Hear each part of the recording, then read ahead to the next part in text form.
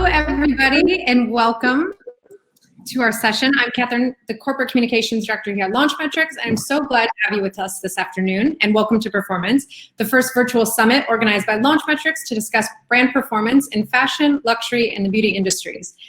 First of all, thank you for joining us today, and this session will be focusing on transforming the future of fashion weeks, and I couldn't be more excited. Speaking on this topic, we have the best company. We are lucky to have gathered for you the leaders of the New York, London, Milan, Paris, and Paris Fashion Week, sorry. And to top it all off, we have the lovely Jessica Michault, Executive Editor of ODDA Magazine, who's moderating. Needless to say, this is a super exciting session, so I hope you enjoy it. It'll last 30 minutes, followed by a 15-minute Q&A. With questions that we've collected from our social media networks. But also don't hesitate to participate on the chat and real-time polls and share your experience on social media with the hashtag Performance2020. And so let me welcome on stage our panelists and Jessica, who will join us for the session. And I'm going to pass it to you. Thank you so much, Catherine. Thank you, everyone, for joining us today. I'm really looking forward to a lively debate with all of our leaders of the fashion industry here to talk about the future of the fashion weeks. Why don't we just go around like we do in school and kindergarten and just introduce yourselves. Your names are there, but let's go for it. I see there's Steven. Why don't you kick it off? Hi, I'm Steven, and I am the CEO of the Council of Fashion Designers of America. And I'm glad to see my colleagues. Last time we were together, we were avatars, so it's good to see you in person. I think this is a bit easier than being an avatar, and thanks to Launchmetrics for having me participate. Fabulous. Carlo. Hi, everyone. I'm Carlo from Camera Nazionale della Moda Italiana. I'm the chairman of this association, and I'm very happy to be here with all my colleagues that I think they are fantastic people doing an incredible job. We are all together trying to talk each other to think to the future of fashion. Today is a good occasion, so thanks to Launchmetrics and thank you to Jessica to have you, all of us here. Thanks for coming, Carlo. Caroline, tell me all about you. I'm Caroline. I'm Chief Exec at the British Fashion Council, and to echo Steven Kolb's comments is that it's great to be here, part of this panel. We always enjoy the conversations when the four fashion councils get together, so I suspect today is going to be a fun, lively one as well. And Pascal, any last thoughts about this introduction? What we're looking forward to hearing and discussing? Well, first, Pascal, I'm Executive President of the Federation of Haute Couture and Fashion. And I'm looking forward. It's a pleasure to be here with my colleagues and friends in this such a peculiar situation. And I mean the global. I'm not talking about Fashion Week, but globally the global sanitary context, which is not so easy. But so it's a pleasure to talk with each other this way. But you know, Steven said we are not avatars, but maybe we are avatars. We don't know. We should wonder. But maybe we are avatars of ourselves talking with. And just talking to each other like that, and with avatars looking at us with this webinar, right? This is the virtual world. Absolutely. And I hope those avatars will be sending us questions for the last 15 minutes so that, you know, if there's anything that I don't bring up that the people listening who are probably much smarter than me will ask those questions so we can get them at the end. But I wanted to kind of kick things off. I was looking at some of the data reports that came out after the SS21 collections from Launchmetrics. And one of the key things that kind of stood out for me was that the hybrid shows were 6 times more engaging. The ones that were a mix of offline and online seemed to be really, really powerful. And I wanted to basically go around, let's kind of go around in order of the fashion weeks maybe, and discuss, now that you've had time to reflect on this, you know, full, you know, digital or online kind of in the new normal, a fashion week like this or a fashion month like this. Can you talk to me about what your big takeaways are, what your, you know, reflections are just of this first new normal fashion month? So Steven, why don't you kick it off? Sure. Well, we quickly knew that the live event was going to be a challenge. And like my colleagues, we've been following the developments around the pandemic and trying our best to kind of keep in line and make this real-time decisions in terms of what would work and what would not work. And we knew early on that come September, there would still be restrictions and still be safety and health concerns with the industry. So we really pushed, and this involved surveying and talking to our members and the designers who showed during Fashion Week. We really pushed that shift to full digital. And we really saw that maybe more than some of the other cities, mostly a digital activation. There were a number of live events, 3 really primarily, but even they were very much staged for a digital platform that be a live stream with a very limited audience. And so I think it really worked well, and the reaction that we got from editors and buyers and the brand participants was quite positive. I think that the democratization of a digital platform also lent itself to talent that typically wouldn't get into a New York Fashion Week schedule, and now they have the opportunity to participate in something. And I feel like our ability to highlight designers of colors and groups that aren't often celebrated during a Fashion Week was also a plus for the platform. I think that Caroline, would you agree with that? Say again? No, I was gonna bring Caroline into the conversation. Do you agree with that? That it was just as impactful, or that it was able to reach maybe a different kind of audience than a classic Fashion Week? Yeah, I mean, I think it definitely reached a broad audiences. I know when we looked at it, that we reached 178 countries, which was incredible. I think from our take away from it is obviously there was a huge speed to adapt. Is that we've all been doing business a certain way for a very long time, and we've talked about digital integration, and it's happened to some extent, but never before as us as fashion councils and the brands had to adapt to a digital first strategy. And I think what we really stood out in London was creative resilience of the businesses. So, the incredible creativity in the collections, the creativity in which they showed the collections, the courage for some of them actually to press pause, not to show at all, to really rethink what they're doing and, really look at their business model and the audience and the product that would have been delivered at the beginning of 2021. And of course, the British designers have always used their platform of Fashion Week to reflect on societal change, and we've never had so much societal change than this year. So there was a lot of kind of playing back the impact of the pandemic. Is that there was incredible creativity and colour as kind of almost a reaction to the limits that have been put on society.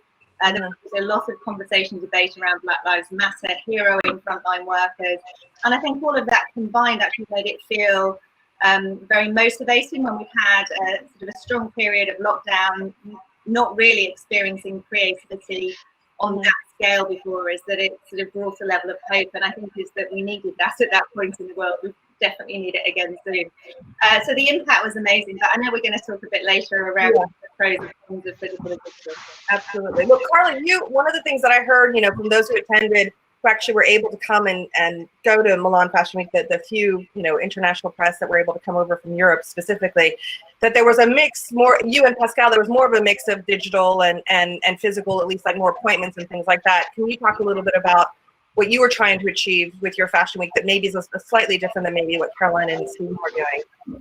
Yeah, I think that for us was important to look all what we could do with the digital, but without forgetting that fashion is made of touch and feel, because touch and feel is so important. Obviously it's quite difficult to mix physical and digital sometimes, because the public is a little bit different. When you open up to digital, you talk to a much wider public. Is a lot of consumers or people that they love fashion, anybody. So the language is a little bit different. Must be more adapt to those people. What we notice is that the physical fashion shows anyway, they've been working very well on digital. So even on digital, people, they love to go and watch something that is live and that they know there's not something already prepared before. In general, I'm talking in general, because there is a few sections. We had an incredible response for some of digital contests that were only digital, But in general, we saw that especially in China, there was more people ready to watch a fashion show live in streaming than a digital content. But still, I think that is a very beautiful, nice experiment. We can, in the future, we have to go to find the best way to mix up those two worlds. You know, thinking that obviously the trade prefer the touch and feel, so prefer something physical, and the community, the big community, prefer to have the chance to look at a show or one exhibition that they never had the chance before. So, and also I agree very much with Steven when he said that this gave a much more democratization to fashion in terms of audience, but also in terms of brand that could participate, new designers, talent of color. Every one of us had this different section, so we could open more to those people. In a sense, we were also more flexible, men and women more together, sometime giving more anybody the chance to show what they felt was right to show. So something was very interesting, but I think there is still much to do to be more precise in what we offer. What do you think, Pascal, about that remark that Carlos said with the whole idea of flexibility? Did you also have that experience as well, that that your audience liked that live streaming, that was that the kind of feedback that you were getting, that was what people were resonating with? Or was it the more prepackaged or the live? Because there were, I think, 2 to 3 actual shows happening in Paris during Paris Fashion Week. Well, I think that it has been a fantastic field for innovation. And what has happened would anyway probably have, for sure even, it would have happened otherwise, but it would have taken like 10 years. And there has been this incredible required acceleration in which with our teams, we needed to go very quickly and to innovate ourselves, to serve, to be helpful, and just to stick to the principle while participating in this formidable, as I said, field for innovation. And that is, and I also believe very much in what you have said in terms of democratization and diversity. So this is very clear. But the point is that, as you said, it will never replace in-person shows. And but things we will talk further about what we can anticipate for the future. But for sure, it has initiated what we can call a kind of augmented creativity. Know the link, the relationship between fashion and the visual arts has been amplified, like movies, probably video games in the future, etc. All of that. So the digital aspect, we were very physical. Now all of them have been integrated in this potential creativity, in this potential new potential of creativity and innovation. So this has been something I think very strong, and we are at the very beginning of that. And then the digital and the physical constitute a whole, as Carlos said. It's an entity which is going now to be explored by designers, creative actors of the fashion scene and brands. I love that idea of the augmented creativity. I want to talk a little bit further about that, and of course talk and ask this question of like, so where are we going from here? You guys you've gotten battered around by having to basically leap forward 5 to 10 years to the future of fashion, today. What can you maybe each of you just really like bullet point, like what thing really worked well for you that you're definitely going to take into the future, and what you see the future, and what thing you're like, this I'm never doing again because I was a nightmare, and let's put that to a side, because we learn. There's no mistakes. It's all about learning. So what did each of you really take away that really worked, and what didn't work, and how do you see that progressing to the seasons going forward as we continue to wait for a vaccine and see what happens next? So Pascal, let me just give it back to you because you waited so patiently as we went through that first question. What do you think really worked for you? What would you not touch again with with a hot poker? And where do you want to see the fashion week going next? It's an iterative process. So what we all have is a platform, and then this platform is amplified through partnerships and then there are different schemes. So it's difficult to say like we had a good points or bad points that we see good and bad, because we started and we're doing very quickly, and at the same time we become de facto the platform becomes de facto media, and this is something on which we have worked, which doesn't mean replacing the other media, but everything is media. We are very much in a Marshall McLuhan era now, so this is very contemporary, I would say. So this is what happened, and this is going to stay. So the question is to always to stick to the principles. So the global principle that we have, and each of us on its specific principles. So for us, with this principle, for us in our case, we stick to the official calendar, we stick to diversity, to international dimension, etc., the aesthetic dimension too. We might get back to that. But at the same time, we need we need to innovate, and we will continue to innovate. And for sure, we are not going to get back in the past. The former format is passé, I would say. But at the same time, the digital is not going to replace everything. It's a combination, but the core of what's happening remains the physical, remains the in-person, which doesn't imply that there might not be specific digital experiences, because creativity is open, is free. But Caroline, I want to bring you in here because if we're going to put taglines in each of the fashion weeks, everyone talks about London being the most innovative and always moving ahead with the young designers. Would you agree with what Pascal is saying, or is there something? Because I guess if memory serves, you guys were the ones kind of the first in with a digital fashion week. You kind of had to pull together at the last minute. So maybe you have the most track record with this new way of doing things. What's your thought about what works, what doesn't, and I think there are lots of things. I think is that this period has given a lot of designers a creative freedom where they thought they had to do a show, they had to do a show at scale. We've seen businesses respond in an incredible way. And it may well be that they go back to doing shows, 12, 18 months down the line. But I think it stand out to me with things like Christopher Kane's portraits that were reflected in his collection, the JW's kind of show in a box. These experiences that we would probably have never had if it happened for this period of time. And I think that kind of creative freedom around what a show could be is going to really push the envelope. I think in terms of the businesses that maybe traditionally had thought of trade audiences at Fashion Week, of course, if they knew that there was social content, that I think this has made everyone acutely aware that you have to there's a multi-layers to a show these days.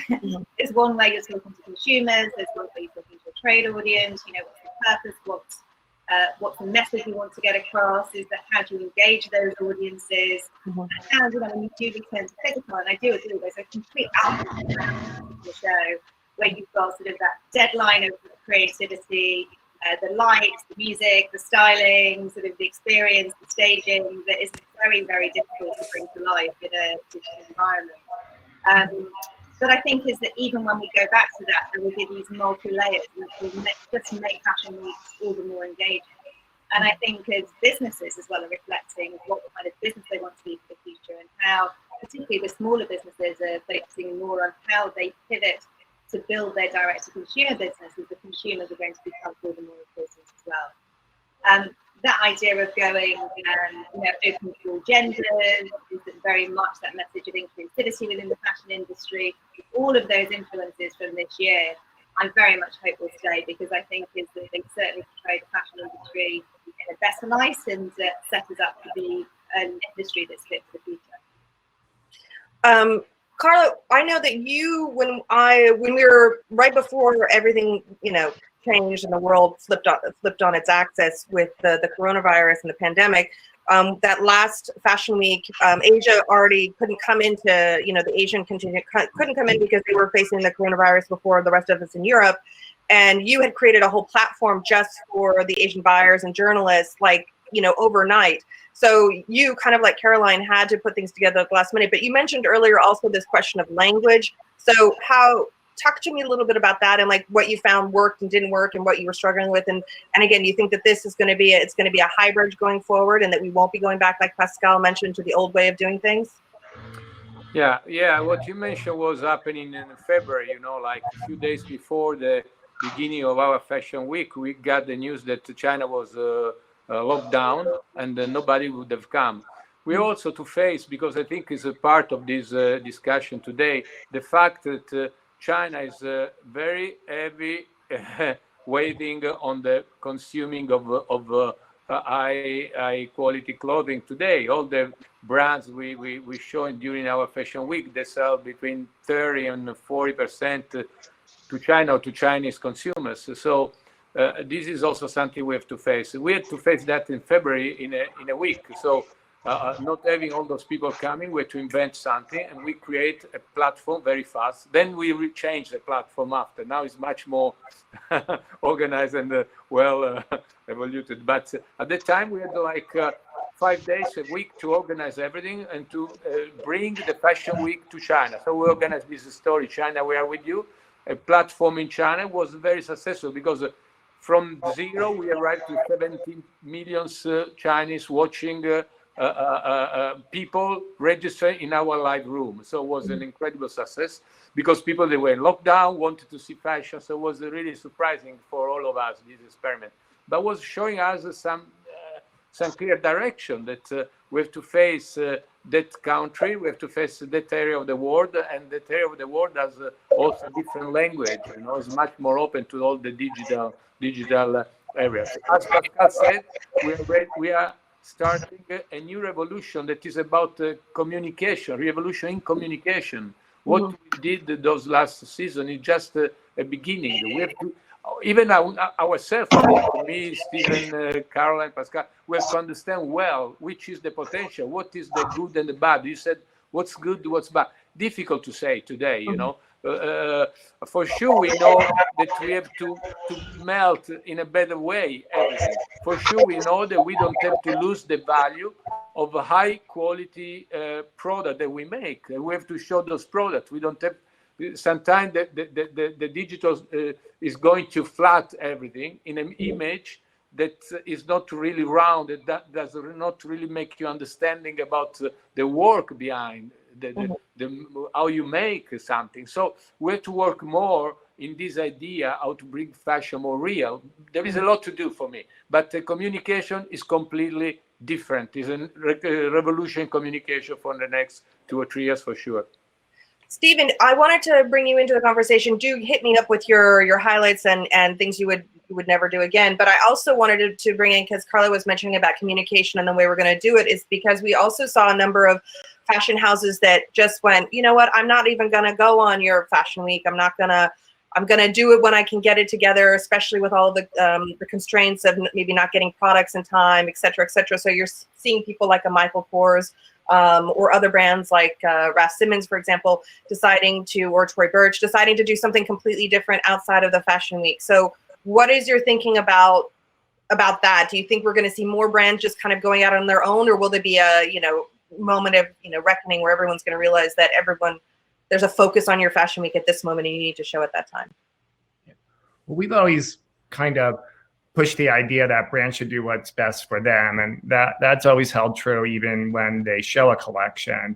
And I think because of the digital approach, that gave brands more license to feel like they didn't have to be in a defined time.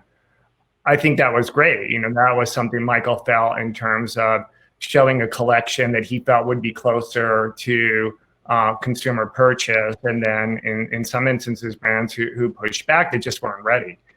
Because the supply chain was shut down. So they had that ability to not rush something and not really be prepared in putting it into a date stamp. But I believe that the defined fashion week dates are valuable and are not going to go away, because when you look at the fashion weeks and you look at all the shows that are happening in Fashion Week, that's a narrative in itself. Like each brand has a message, but each city has a message. And if that is all spread out, that message is going to be really hard to communicate the cultural influence that a Fashion Week has. And so we know too that as you kind of look to the future, I think February is still going to be very digital in New York, but kind of looking towards September where we look to be live again, as the other cities, this combination of digital and physical, that interaction that happens during a fashion week is so critical. It's where you meet your colleagues. It's where you do business sitting next to someone. It drives the economy of our cities.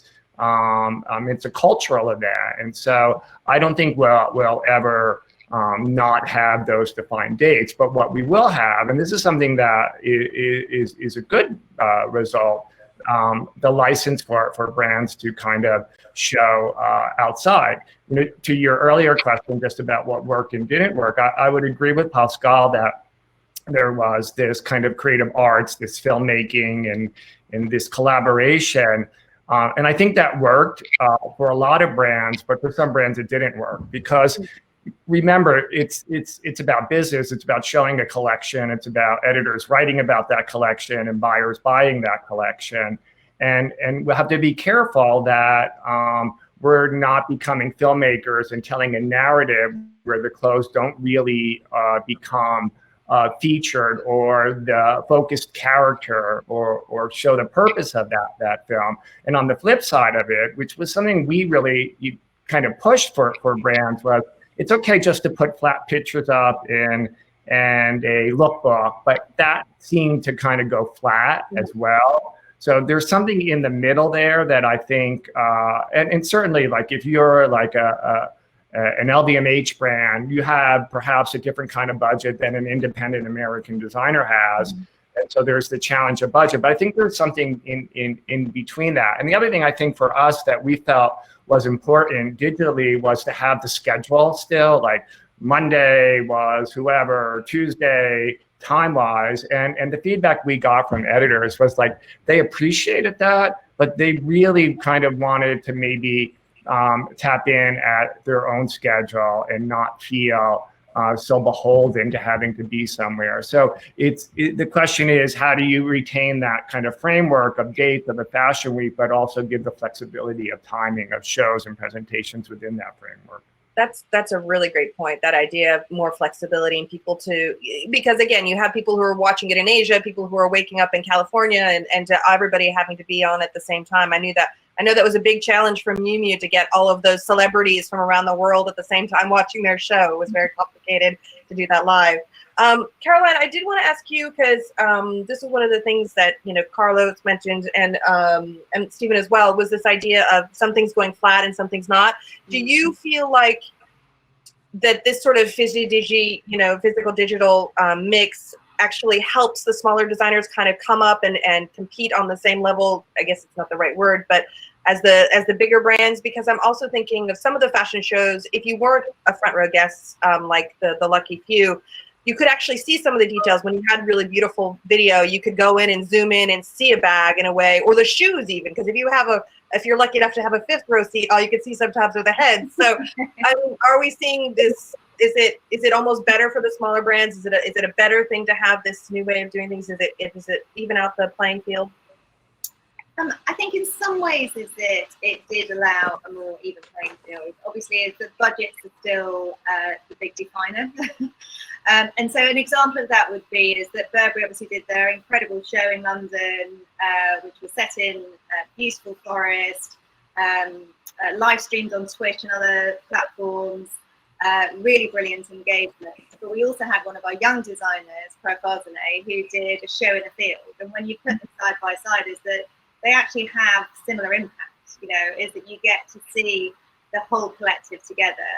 You get an opportunity, as Steven was saying, is that if you missed the show, to go onto the Explore section of our website, to go back and see it and revisit it and re-look at that detail. And I think it did give an opportunity for designers to really think differently, to reach those global audiences, to really think about the engagement that they wanted on the brand in terms of the brand that they're building. So there was incredible consideration around the content that was created for the fashion weeks. I think that they did miss though, and for those that did do sort of the small events in London, was that opportunity to connect. I think particularly when you're a small business, is that building those relationships with the media, with the international media, the retailers, the stylists, the other creatives that are part of Fashion Week, is part of sort of building your collective as you're growing your brand and building your sort of industry fan base and your partners for the future. And although there are incredible platforms, and we've partnered with Jaw to help accelerate sort of the digital showroom aspects of this, is that opportunity for in-person meetings was definitely missed. And I know for the buyers and the media that were in London that get the chance to go, is they actually loved the fact that it was smaller and they had the opportunity of time to spend with the designers, to talk to them about their inspiration collections, to get up close to the collection, feel them, without having to run on to get in a car to go to the next show that was starting sort of 10, 15 minutes later. So I have to agree with that. That was wonderful to be actually to stop and have a conversation with the designers after the show. You know, that definitely for me was a big plus for those of us who were lucky enough to go, for sure. I want to throw something out to the group, kind of, you know, we were talking about transformation and we're talking about new ways of doing the fashion week. One of the things that Launchmetrics noticed with its data was that those fashion brands that are doing fashion shows that merge menswear and womenswear, and I know that Caroline, you had, you know, men's and women's together, and there was, you know, discussion in other fashions as well. Is that another area of discussion where maybe we need to merge those as well? Is that something that you guys are discussing? Is that something that we want to keep that separate? Just anybody who wants to take that on, I'd love to hear your guys' thoughts about that. Caroline, yes, you're raising your hand. Well, I guess as a kick-off, because we at the beginning of this said that our fashion weeks should be open to all genders, and that is something that we're going to continue with. At the time, it was partly because it felt the right thing to do, is that everyone was struggling with manufacturing, wasn't sure when their collections were going to be ready, which season they wanted to show it in. But as that conversation has evolved, is that, you know, the whole conversation around diversity and inclusivity, to have gender-specific weeks in a way that feels quite old-fashioned. You know, the opportunity to have fashion weeks that are open to all genders and much more inclusive in that respect, is that feels like the right way to go. So is that partly because of the impact of the pandemic and partly because of the world of Brexit that we're in the UK, is that what would have been our fashion week at the beginning of January is combining with February. So it means truly is that we're going to see more more shows from all genders during that platform. And I think it'll be really interesting to see what the industry's response to that is. Pascal, what is your thoughts on that? Because you have definite church and state, menswear, womenswear, couture. You're on mute, Pascal. You're on mute. Hello. Okay. Yeah. Maybe Steven, Carlo, either of you guys, while Pascal gets off mute? I can go if you want.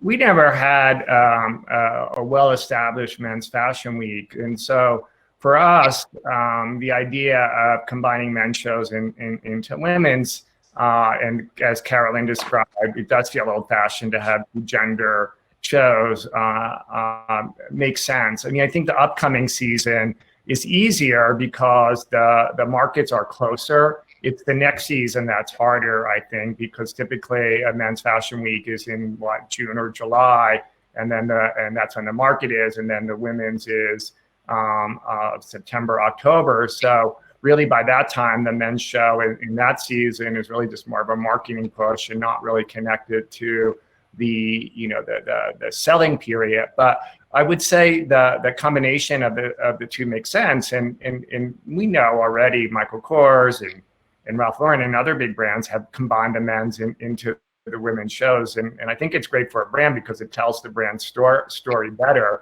You know, as we look at moving forward, particularly with the next season, you'll have those dates, but for us it's a scheduling challenge, particularly for the smaller independent menswear solo men's designers. How do they fit into the schedule? So it could be something as simple if the shows are starting on Friday night and going to Wednesday, that all day Thursday before and Friday before the Friday night women's show starts, that becomes, 2 men's days tacked on, just so that you still get some of that kind of highlight on those designers, but it's combined into the market. But as I said, our men's fashion week has always been more fledgling than perhaps those in Europe. So that might be a little bit easier for New York to do than some of like Paris, like you said, that is very church and state with the different markets.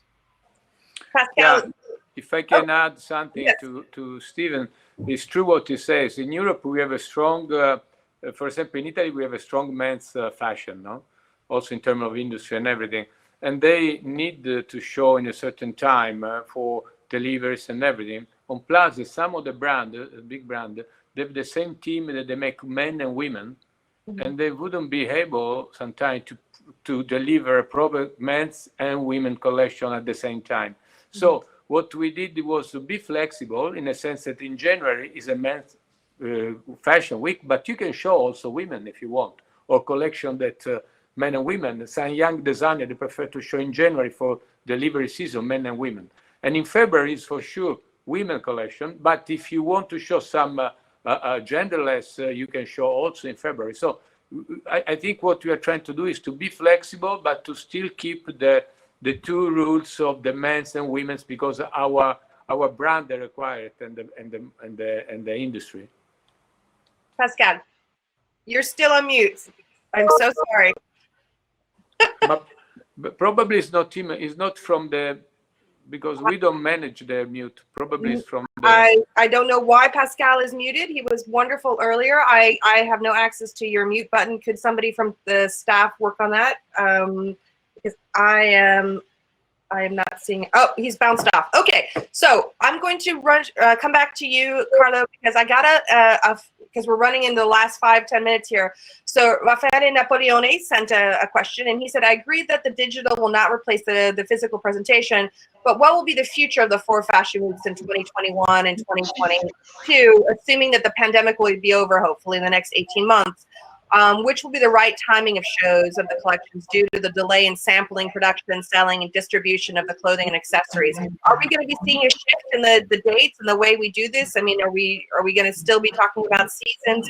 Is that kind of what are we going to be seeing a whole shift in relationship to all of that? What do you think, Carlo? Jessica, can you just hear me now? I can hear you. I'm going to come back to you in 2 hot seconds. Okay, I just have to say that I didn't put myself on mute. But the machine, for bizarre reasons that I ignore, decided to put me on mute because the machine didn't want me to speak at that time. But I'm here with you, and that's a pleasure. Okay. Okay, so let's just get Carlo to answer that question. Do you think that we're going to be seeing, due to the delay in sampling, production, selling, and distribution of clothing and accessories, that we're going to see a shift in the timing of the fashion weeks, and maybe even something more reflective of the see now, buy now philosophy? I don't know. I'm asking. Carlo. No, for us, it's very clear what we are going to do. We are going to do in January Men's Fashion Week with the possibility to show also women if you want, or collection, genderless collection. But how much will be physical and how much will be digital, it will depend from the pandemic. So this is our clear rule. If it's very difficult, will be probably more digital. If it's possible, will be like September, a mix of physical and digital. Same for February. So we will have our 2 fashion week in the dates as are supposed to be, and the level of digital and physical will be decided by the pandemic situation at the moment. Pascal, I have Joelle from Women's Wear Daily who wants to know what your thoughts are about, I mean, because we heard from Steven, but what are your thoughts about the different brands? Because there were definitely, there's Saint Laurent and Celine that have broken off and decided to do their own thing. Are you going to try and bring them back into the fold, or you're just, I mean, that's been, first concerning menswear, because then, despite the will of the computer, we're going to talk about it. And so we're going to stick to the principle. Just so we have a strong like menswear week and women's wear week, and with some coeditions. We are not we say psycho-rigid, so there are like some flexibility on that. But we have a menswear week and women's wear week, and then the couture week, and that's the way we'll continue like that. And as Carlo said, with the combination with this digital system. So concerning the brands which are not within the calendar itself, there is nothing new on that. It has always happened. that for such and such reasons, and each brand had its own reasons to do that. And but what happened is that the great majority has participated in the Fashion Week, and we are very happy with the numbers. So that means we know that we are in a very positive dynamics on that. But then once again, nothing is freer than fashion. But it's our job to have a consistent landscape and framework, and to do so that it works. But then you can have a brand which is not ready. You can have a brand which has other reasons. There can be quite a number of things what can happen. But what we once again, with the team and with the executive committee, we stick on that and just to do something, a Fashion Week which is as strong as possible. And it is our job to do so, for all of us, to do so that it works, that it is stimulating, that the synergies are visible, are clear, tangible for the brands to join to be part of their stories. It's our job to do that too. Well, talking about the storytelling and making things engaging, I was really impressed. And full disclosure, I know you worked with Launchmetrics on your platform for this last couture in this last season.